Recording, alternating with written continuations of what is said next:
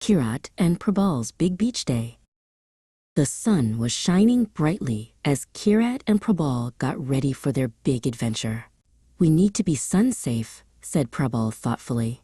Kirat giggled and pulled 2 big floppy hats out of the closet.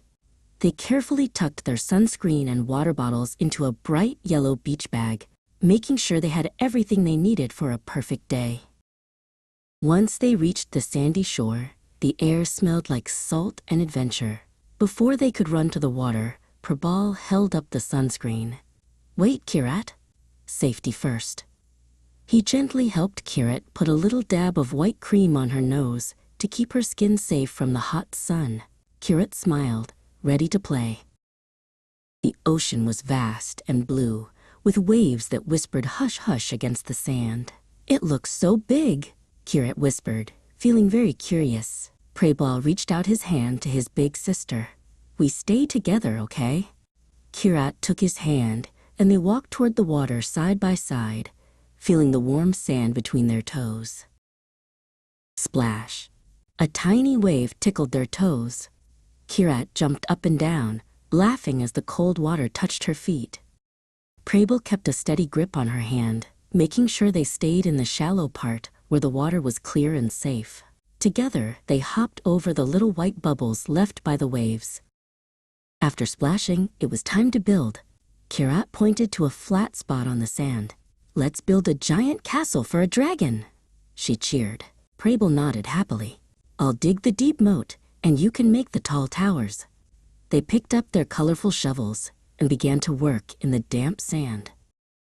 They worked like a perfect team. When Kirat's tower started to lean, Prabal used his hands to pat the sand down and make it strong. "Teamwork makes the castle stay up," Kirat said proudly.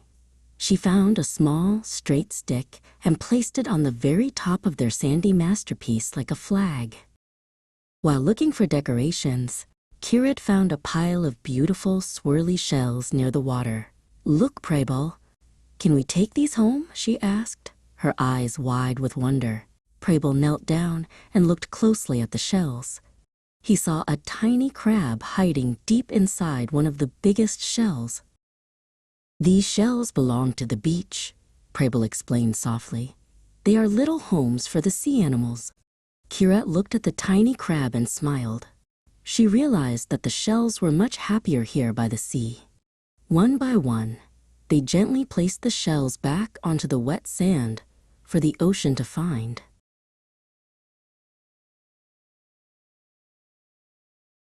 The sky began to turn beautiful shades of pink and orange. It was time for a sunset picnic.